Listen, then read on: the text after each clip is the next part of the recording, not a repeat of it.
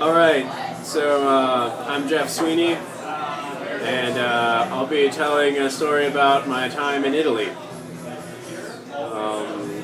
So, my friend and I took a trip all the way down through Italy, to Greece and then back into Rome. And we hit Venice, Florence, Bari, the Zagorya region of Greece, and then into Rome. And so we're in Florence and we're trying to get to Bari to catch this ferry to Greece. And we think, oh, it'll be no big deal. We'll catch a high-speed train down to Bari. We'll like chill on the beach for a little while, go to our ferry, get our tickets, head to Greece. You know, not going to be a big deal at all.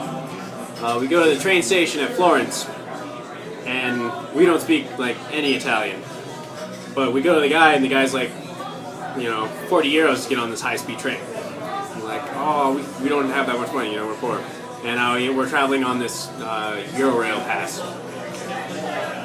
And the guy's like, wait, I can figure out a deal for you guys, so it's like 5 euros a piece. And so he puts us on this provincial train through Italy to get down to Bari. And it'll take an hour or two longer, but we have plenty of time anyways. We'll be like, we'll still get there early, we should have plenty of time to get to the ferry and leave. So we get on this train, and it's probably from the Soviet Union. Beat up, very slow, moves, shakes around a lot as it's going through the hills of Tuscany. And next to us are these Italian women who had just obviously gotten out of a funeral. They're all dressed in black.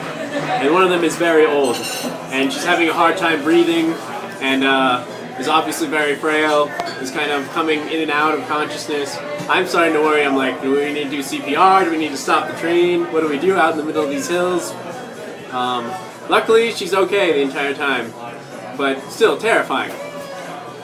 We get into this little train stop called the Abruzzi, and we get off, and we're waiting for our next train, and we learn that Trenitalia is on strike today, and that it will be an extra 3 hours before our train appears.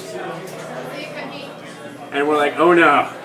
But that still gives us an hour to get to our ferry and get to Greece. And we think we should still be okay. And so we're trapped here in Abruzzi. And, we're just hanging out and have nothing to eat. And it's in the sun. And we don't really have that much money, so we don't want to wander anywhere. And so finally the train appears. And we get on it and we're like, okay, great. We're going to do this. We're going to make it. And it takes us down to Bari. And we get off, and it's probably 10:30 when we get off this train. We're like, if we run, we can still catch our ferry. We run, and we actually run past the port that we need to get to. And we keep going. And finally we realize we passed it when we talked to someone. They're like, oh, the ferry, you need to go that way, the other way where we just came from. And, it's like, oh. So we head back, and we head up to the ticket office, and we probably have 15 minutes before this ferry leaves. But they're still loading, and we think we should still be okay. And we get in the ticket office, and we go up to this lady, and we're like, can we still buy tickets? And she's like, I'm sorry, the ticket office closed an hour ago. And at that point, we're just like, oh no. And because it's close to midnight now, and we have no place to stay in Bari, and we've missed our ferry. So we end up wandering around Bari looking for a hostel or somewhere to stay. And we end up running into this nice Italian lady who thinks she knows of one of her friends owns a hostel, and he might have space for us. And so we're wandering around, we go to this hostel, and the guy's like, no, I don't have any space, but I know someone who might. And he sends us to this other place, and this other lady joins us, and like, oh yes, I know someplace. Pretty soon we have, this crowd of little old Italian ladies shepherding us around Old Town Bari, trying to find us a place to stay. I swear the next morning, I'm pretty sure everyone in the town knew that there were 2 Americans who did not have a place to stay that night.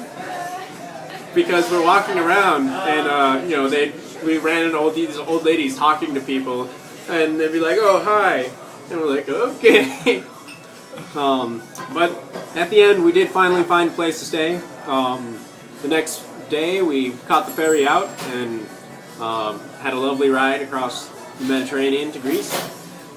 And I guess at the end of it, despite all the shortcomings of that trip, I'm amazed that people went out of their way to help foreigners who were in trouble, and that's, I guess, my lesson from that whole thing.